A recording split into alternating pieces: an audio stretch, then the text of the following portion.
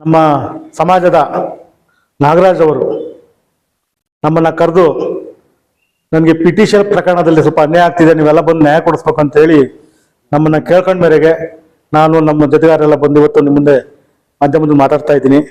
ನನ್ನ ಪ್ರಶ್ನೆ ಇಷ್ಟೇ, ಏನು ನಾಗರಾಜ್ ಅವರೇ ನನ್ನ ಪಕ್ಕದಲ್ಲಿ ಕೂತಿದ್ದಾರೆ, ಅವ್ರ ತಂದೆಯವರು ರಂಗಯ್ಯ ಬಿನ್ ಲಿಂಗಯ್ಯ ಅಂತ ಹೇಳಿರ್ತಾರೆ.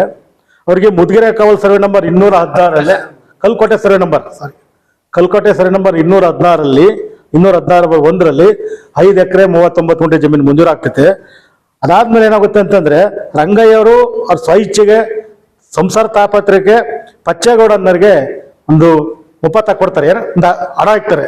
ಹಡ ಹಾಕಿದಾಗ ಏನಾಗುತ್ತೆ ಅಂತಂದ್ರೆ ಪಚ್ಚೇಗೌಡರು ಏನ್ ಮಾಡ್ತಾರೆ ಅಂದ್ರೆ ಬುದ್ಧಿವಂತರವರು ಇದು SC ಜಮೀನು ಪಿಟಿಷನ್ ಆಕ್ಟಲ್ಲಿ ಇವತ್ತು ಕೊಡ್ಬೇಕಾಗುತ್ತೆ ಅನ್ನೋ ಕಾರಣಕ್ಕೆ ಅವ್ರು ಮಾಡ್ತಾರೆ ಕಣಿಕಲ್ಲಪ್ಪ ಮತ್ತು ಅವ್ರ ಮಗ ಶಿವಕುಮಾರ್ಗೆ ಮಾರಾಟ ಮಾಡ್ತಾರೆ. ಈ ಮಧ್ಯೆ ಏನಾಗುತ್ತೆ ಅಂದ್ರೆ ಏನ್ ಪಿಟಿಷನ್ ಆಕ್ಟ್ ಪ್ರಕಾರ ನಮಗೆ ಕೇಸ್ ಜಮೀನು ಬಿಡಿಸ್ಕೊಡ್ರಿ ಅಂತ ಹೇಳಿ ನಾಗರಾಜ್ ಅವರು ಪಿಟಿಷನ್ ಕೇಸ್ ನಂಬರ್ 2009-10 ಉಪವಿಭಾಗಾಧಿಕಾರಿಗಳು ಮಧುಗಿರಿ ಇಲ್ಲಿ ಒಂದು ಪ್ರಕರಣ ದಾಖಲು ಮಾಡ್ತಾರೆ. ಆ ಪ್ರಕರಣ ದಾಖಲೆ ನಡೀತಾ ಇದೆ, ಈಗಲೂ ನಡೀತಾ ಇದೆ. ಇನ್ನು ಕೆಲವೇ ದಿನಗಳಲ್ಲಿ ಆದೇಶ ಬರೋವರೆಗೂ ಆ ಪ್ರಕರಣ ನಡೀತಾ ಇದೆ. ಇಂಥ ಸಂದರ್ಭದಲ್ಲಿ ಏನು ನಾಗರಾಜ್ ಅವರು ಏನು ಆರೋಪ ಮಾಡ್ತಾ ಇದ್ದಾರೆ, ನಮ್ಮ ಜಮೀನ್ ಖರೀದಿ ಮಾಡಿರ್ತಕ್ಕಂಥ ಮಾಲೀಕರು ಅಕ್ರಮವಾಗಿ ಭೂ ಪರಿವರ್ತನೆ ಮಾಡಿ ನಿವೇಶನಗಳನ್ನ ವಿಂಗಡಿಸಿ ಮಾರಾಟ ಮಾಡಿದ್ದಾರೆ, ಮಾರಾಟ ಮಾಡಿ ಅವ್ರ ಹೆಸರೆಲ್ಲ ಖಾತೆ ಆಗಿದೆ, ಆ ಖಾತೆ ವಜಾ ಮಾಡ್ರಿ ಅಂತ ಹೇಳಿ ನಾವು ಈಗಾಗಲೇ ಲೋಕಾಯುಕ್ತಕ್ಕೆ ಕೇಸ್ ಕೊಟ್ಟಿದ್ದೀವಿ, ಅಲ್ಲೂ ಕೇಸ್ ನಡೀತಾ ಇದೆ.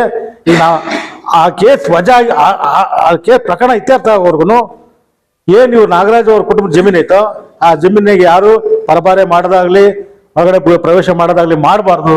ಅವರಿಗೆ ಒಂದು ಸಾಮಾಜಿಕ ನ್ಯಾಯ ಕೊಡಬೇಕು.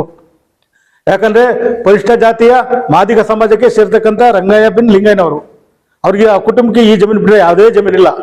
ಆ ಕಾರಣಕ್ಕೆ ತಮ್ಮ ಮಾಧ್ಯಮದಲ್ಲಿ ಕೇಳೋದಿಷ್ಟೇ, ನಾನು ತಮ್ಮ ಸಹಕಾರದಿಂದ ಆ ಮೂಲ ಮುಂಜೂರುದಾರ ಏನಿದ್ದಾರೆ ರಂಗಯ್ಯ ಬಿನ್ ಲಿಂಗಯ್ಯನವ್ರಿಗೆ ಆ ಜಮೀನ ವಾಪಸ್ ಕೊಡ್ಸೋಂಥ ಕೆಲಸ ತಮ್ಮಿಂದ ಆಗಬೇಕು, ನಿಮ್ಮ ಸಹಕಾರ ಬೇಕು ಅಂತ ಹೇಳಿ ನಾನು ತಮ್ಮಲ್ಲಿ ಕೇಳ್ಕೊಂತೀನಿ. ಹೆಸರು SR ರಂಗನಾಥ್ ಅಂತ ಹೇಳ್ಬಿಟ್ಟು ಮಾದಿಗ ಮಹಾಸಭಾದ ರಾಜ್ಯ ಪ್ರಧಾನ ಕಾರ್ಯದರ್ಶಿ. ಏನು 216/1 ಅಕ್ರಮವಾಗಿ ನಿವೇಶನ ನಿರ್ಮಿಸಿ ಮಾರಾಟ ಮಾಡಿರ್ತಕ್ಕಂಥ ವಿರುದ್ಧ, ಅವರು ಯಾರೇ ಆಗಿರ್ಬೋದು, ಅವ್ರ ವಿರುದ್ಧ ನಾವು ಜಿಲ್ಲಾ ಅಧಿಕಾರಿ ಕಚೇರಿಗಳ ಮುಂದೆ ಇನ್ನು ಒಂದು 2 ರಿಂದ 3 ದಿನದ ಒಳಗಡೆ ನಾವು ಜಿಲ್ಲಾ ಮಟ್ಟದ ದಲಿತ ಸಂಘಟನೆ ಮತ್ತೆ ಮಾದಿಗ ಸಂಘಟನೆಗಳ ಒಕ್ಕೂಟದಿಂದ ಒಂದು ಸಭೆ ಕರಿತಾ ಇದ್ದೀವಿ. ಆ ಸಭೆಯ ಮುಂದುವರೆದ ಭಾಗವಾಗಿ ಇನ್ನು 2 ರಿಂದ 3 ದಿನದೊಳಗಡೆ ನಾವು ಜಿಲ್ಲಾಧಿಕಾರಿ ಕಚೇರಿ ಮುಂದಗಡೆ ಏನ್ ಅಕ್ರಮವಾಗಿ ನಿವೇಶನಗಳನ್ನ 62 ಸೈಟ್ನ ಮಾಡಿ ಅದನ್ನ ಮಾರಾಟ ಮಾಡಿದ್ರೆ ಅದನ್ನ ವಜಾ ಮಾಡಿರೋದನ್ನ ಮಾದಿಗ ಸಮುದಾಯಕ್ಕೆ, ಪರ್ಟಿಕ್ಯುಲರ್ ಆಗಿ ಮಾದಿಗ ಸಮುದಾಯಕ್ಕೆ ನಮ್ಮ ತಾಲೂಕಲ್ಲಾಗಂತ ಅನ್ಯಾಯ ಇಡೀ ಜಿಲ್ಲೆಯಲ್ಲಿ ಯಾವ ತಾಲೂಕಲ್ಲಿ ಆಗೋದಿಲ್ಲ. ಹಾಗಾಗ್ಬಿಟ್ಟು ನಾವು ಮಾದಿಗ ಸಂಘಟನೆ ಒಕ್ಕೂಟ ಮತ್ತೆ ದಲಿತ ಸಂಘಟನೆ ಒಕ್ಕೂಟದಿಂದ ಸೋಮವಾರ ಜಿಲ್ಲಾಧಿಕಾರಿಗಳ ಮುಂದೆ ಕಚೇರಿಗಳ ಮುಂದೆ ಈ ಒಂದು 216/1 ಏನು ಅಕ್ರಮವಾಗಿ ಲೇಔಟ್ ನಿರ್ಮಾಣ ಮಾಡಿ ಮಾರಾಟ ಮಾಡಿದರೆ ಅವ್ರ ವಿರುದ್ಧ ಕಾನೂನು ರೀತಿ ಕ್ರಮ ಜರುಗಿಸ್ಬೇಕು. ಆ ಒಂದು ಜಮೀನಿನ ಮಾಲೀಕರಿಗೆ ಜಮೀನನ್ನ ಬಿಡಿಸ್ಕೊಂಡು ಕೊಡ್ಬೇಕು ಅಂತ ಹೇಳ್ಬಿಟ್ಟು ಜಿಲ್ಲಾಧಿಕಾರಿ ಕಚೇರಿ ಮುಂದಗಡೆ ನಾವು ಸೋಮವಾರ ದಿನ ಪ್ರತಿಭಟನೆ ಕೂತ್ಕೊಂತಾ ಇದೀವಿ. ಎಲ್ರಿಗೂ ನಮಸ್ಕಾರ. ನನ್ನ ಹೆಸರು ಮಂಜುನಾಥ್ ಅಂತೇಳಿ, ರಂಗನಾಥ್ ನಗರ ಮಾಜಿ ನಗರಸಭಾ ಸದಸ್ಯರು. ಜೊತೆಗೆ ಈಗ ಪ್ರಸ್ತುತವಾಗಿ ಕರ್ನಾಟಕ ರಾಜ್ಯ ಪಿಟಿಸೆಲ್ ಕಾಯ್ದೆ ಭೂಮಿ ವಂಚಿತರ ಹೋರಾಟ ಸಮಿತಿಯ ರಾಜ್ಯ ಖಜಾಂಚಿಯಾಗಿದೆ. ನಾನು ಒಬ್ಬ ಪಿಟಿಸೆಲ್ ಬಾಧಿತ. ನಂದು ಹೈಕೋರ್ಟಲ್ಲಿ ಕೇಸ್ ನಡೀತಾ ಇದೆ ಪಿಟಿಸೆಲ್ ಕಾಯ್ದೆ.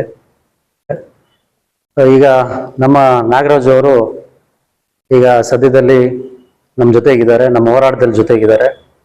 ಈಗೇನು ನಿನ್ನೆಗೆ 1 ವರ್ಷ ಆಗುತ್ತೆ, ಏನು ಕಾಂಗ್ರೆಸ್ ಸರ್ಕಾರ ರಚನೆ ಆದಮೇಲೆ 1 ವರ್ಷ ಏನು ಒಂದು ಪಿಟಿಸೆಲ್ ಕಾಯ್ದೆ ಪರವಾಗಿ ಒಂದು ತಿದ್ದುಪಡಿಯಾಗಿ, ಯಾವುದೇ ಕಾಲಮಿತಿ ಇಲ್ಲ ಅಂಥೇಳಿ ಒಂದು ತಿದ್ದುಪಡಿಯಾಗಿ ಒಂದು ಅಮೆಂಡ್ಮೆಂಟ್ ಆಗಿದೆ 2023 ಜುಲೈ 23 ನಿನ್ನೆಗೆ 1 ವರ್ಷ ಆಗುತ್ತೆ ಅಮೆಂಡ್ಮೆಂಟ್ ಆಗಿ. ಸೊ ಈ ಥರ ಒಂದು ಪಿಟಿಸೆಲ್ ಕಾಯ್ದೆಯ ಏನು ಆಗುವಗಳು ನಡೀತಾ ಇದೆ. ಇಂಥ ಒಂದು ಸಂದರ್ಭದಲ್ಲಿ ಈ ಹೋರಾಟಕ್ಕೆ ನಮ್ಮ ನಾಗರಾಜು ಮತ್ತು ಅವರ ಕುಟುಂಬ ಆ ಹೋರಾಟದಲ್ಲಿ ಭಾಗವಹಿಸಿ ಅವರು ಕೂಡ ಅಮೆಂಡ್ಮೆಂಟ್ ಆಗೋದಕ್ಕೆ ಕಾರಣರಾಗಿದ್ದಾರೆ. ಇಂಥ ಒಂದು ಸಂದರ್ಭದಲ್ಲಿ ಈಗ ಅವ್ರದ್ದು ಪಿ ಟಿ ಸಿ ಎಲ್ ಕಾಯ್ದೆ ಒಂದು ವಿಚಾರವಾಗಿ AC ಕೋರ್ಟಲ್ಲಿ ಕೇಸ್ ನಡೀತಾ ಇದೆ. ಅದು ನಮ್ಗೆ ಈಗಾಗಲೇ ಗೊತ್ತಿರ್ತಕ್ಕಂಥ ವಿಚಾರ. ಇಂಥ ಒಂದು ಸಂದರ್ಭದಲ್ಲಿ ಅವರು ಎಲ್ಲ ಒಂದು ಏನು ಸಬ್ ರಿಜಿಸ್ಟ್ರಾರ್ ಆಫೀಸ್ಗಾಗ್ಬೋದು, ತಾಲೂಕು ದಂಡಾಧಿಕಾರಿಗಳಿಗಾಗ್ಬೋದು, AC ಗಳಿಗಾಗ್ಬೋದು, DC ಗಳಿಗಾಗ್ಬೋದು, ಮುಖ್ಯಮಂತ್ರಿಗಳಿಗಾಗ್ಬೋದು, ಇಲ್ಲ ಕಂದಾಯ ಸಚಿವರಿಗಾಗ್ಬೋದು, ಇಂಥವ್ರಿಗೆಲ್ಲ ಸಹಜವಾಗಿ ನಮ್ಮಂಥ PTCL ಕಾಯ್ದೆ ವಂಚಿತರು ಅರ್ಜಿಗಳನ್ನು ಕೊಡೋದು ಸಹಜ. ಅರ್ಜಿಗಳು ಕೊಟ್ಟು ಅವರಿಂದ ರಿಪ್ಲೈ ತೊಗೊಂಡು ಎಲ್ಲಾದರೂ ಒಂದು ಕಡೆ ನಮ್ಮ ನ್ಯಾಯ ಸಿಗುತ್ತೆ ಅನ್ನೋ ಒಂದು ಆಶಾಭಾವನೆಯಿಂದ ನಾವು ಸಂಬಂಧಪಟ್ಟ ಅಧಿಕಾರಿಗಳನ್ನು ಭೇಟಿ ಆಗ್ತಾ ಇರೋದು ಸಹಜನೇ. ಅಂಥ ಒಂದು ಪ್ರಕ್ರಿಯೆ ನಾಗರಾಜ್ ಅವರು ಕಳೆದ ದಿನಗಳಲ್ಲಿ ಪೌರಾಡಳಿತ ನಿರ್ದೇಶನಾಲಯಕ್ಕೆ ಅವರ ಜಮೀನು ವಿಚಾರವಾಗಿ ಏನು ಕಲ್ಕೋಟೆ ಸರ್ವೆ ನಂಬರ್ 216/1 ಏನು ಅಕ್ರಮ ಕಾನೂನು ಬಾಹಿರವಾಗಿ ಏನು ಒಂದು ಲೇಔಟ್ ನಿರ್ಮಾಣ ಆಗಿರುತ್ತೆ, ಆ ಲೇಔಟ್ ನಿರ್ಮಾಣ ಆಗಿದ್ದಂಥ ಸಂದರ್ಭಕ್ಕೆ ಅವರು ಪೌರಾಡಳಿತ ನಿರ್ದೇಶನಾಲಯಕ್ಕೆ ಕಂಪ್ಲೇಂಟ್ ಕೊಡ್ತಾರೆ. ಈ ರೀತಿ ನಮ್ಮ ಜಮೀನಲ್ಲಿ PTCL ಕಾಯ್ದೆ ಕೇಸ್ ನಡೀತಾ ಇದೆ ನಮ್ಮದು AC ಕೋರ್ಟಲ್ಲಿ. ಆದರೂ ಕೂಡ ಇಂಥ ಒಂದು ನಮ್ಮ ಜಮೀನಲ್ಲಿ ಅಕ್ರಮವಾಗಿ ಏನು ಲೇಔಟ್ ಮಾಡಿದ್ದಾರೆ ಅದನ್ನು ರದ್ದು ಮಾಡಬೇಕಂತೇಳಿ ಅಲ್ಲೊಂದು ಅರ್ಜಿ ಕೊಡ್ತಾರೆ. ಆ ಪ್ರಕಾರವಾಗಿ ಅವರು ಸಂಬಂಧಪಟ್ಟ ಕಮಿಷನರ್ ಏನು ಸಿರಾ ನಗರಸಭೆ ಕಮಿಷನರ್ಗೆ ಅವರು ಸಹಜವಾಗಿ ಏನು ಮೇಲಾಧಿಕಾರಿಗಳಿಗೆ ನಾವು ಕಂಪ್ಲೇಂಟ್ ಕೊಟ್ಟಾಗ ಅವ್ರು ಕೆಳಗಿರ್ತಕ್ಕಂಥ ಸಂಬಂಧಪಟ್ಟ ಆ ತಾಲೂಕಿಗೆ ಆ ನಗರಕ್ಕೆ ಸೀಮಿತವಾಗಿರ್ತಕ್ಕಂಥ ಏನು ನಮ್ಮ ಕಮಿಷನರ್ ಅವ್ರಿಗೆ ಅವರು ನಿರ್ದೇಶನ ಕೊಟ್ಟಿದ್ದಾರೆ, ಇದೇನು ನೋಡಿ ಅಂತೇಳಿ. ಅವರು ಕೂಡ ಇದು ಸಂಬಂಧಪಟ್ಟ ಎಲ್ಲ ಗ್ರೌಂಡ್ ರಿಪೋರ್ಟೆಲ್ಲ ತೊಗೊಂಡು ಅದಕ್ಕೆ ಸಂಬಂಧಪಟ್ಟ ಹಾಗೆ ಏನು ಕಾನೂನು ಬಾಹಿರವಾಗಿ ಏನು ನಡೆದಿತ್ತು ಆ ಚಟುವಟಿಕೆ ಅದರ ಒಂದು ವಿರುದ್ಧವಾಗಿ ನಿಯಮ ಪ್ರಕಾರ ಆ ಒಂದು 62 ಖಾತೆಗಳನ್ನು ರದ್ದು ಮಾಡಿರ್ತಾರೆ. ಸೊ ನಾಗರಾಜ್ ಅವರಿಗೆ ನ್ಯಾಯ ಸಿಗಬೇಕು. ಇಲ್ಲದೆ ಹೋದರೆ ನಾವು ಯಾವುದೇ ಹಂತಕ್ಕೂ ನಾವು ಹೋರಾಟ ಮಾಡೋದಕ್ಕೆ ನಮ್ಮ PTCL ಕಾಯ್ದೆ ಭೂಮಿ ವಂಚಿತರ ಹೋರಾಟ ಸಮಿತಿ ರಾಜ್ಯ ಘಟಕ ಮತ್ತು ಜಿಲ್ಲಾ ಘಟಕಗಳು ಎಲ್ಲ ನಾವು ಅವ್ರ ಪರ ನಿಂತಿದ್ದೇವೆ. ಜೊತೆಗೆ ನಮ್ಮ ದಲಿತ ಪರ ಸಂಘಟನೆಗಳವರು ಕೂಡ ಜೊತೆಗಿದ್ದಾರೆ. ಅವ್ರಿಗೆ ನ್ಯಾಯ ಕೊಡಿಸೋ ನಿಟ್ಟಲ್ಲಿ ನಾವು ಯಾವುದೇ ರೀತಿಯಾಗಿ ಹೋರಾಟ ಮಾಡೋಕ್ಕೂ ನಾವು ತಯಾರಿದ್ದೀವಿ. ಜಿಲ್ಲಾ ಮಟ್ಟದಲ್ಲಾಗ್ಬೋದು, ಏನು ಜಿಲ್ಲಾಧಿಕಾರಿ ಕಚೇರಿ ಮುಂದೆ ಆಗ್ಬೋದು, ಇಲ್ಲ ಇದೇ ತಾಲೂಕು ಆಫೀಸ್ ತಾಲೂಕು ಆಫೀಸಲ್ಲಿ ತಹಸೀಲ್ದಾರ್ ಆಫೀಸರ್ ಮುಂದೆಗನೆ ಆಗ್ಬೋದು, ಇಲ್ಲ ಫ್ರೀಡಂ ಪಾರ್ಕಲ್ಲಿ ಬೆಂಗಳೂರಲ್ಲೂ ಕೂಡ ಈ ರಾಜ್ಯ ಮಟ್ಟದಲ್ಲೂ ಕೂಡ ನಾವು ಅವ್ರ ಪರವಾಗಿ ಹೋರಾಟ ಮಾಡೋದಕ್ಕೆ ರೆಡಿ ಇದ್ದೀವಿ.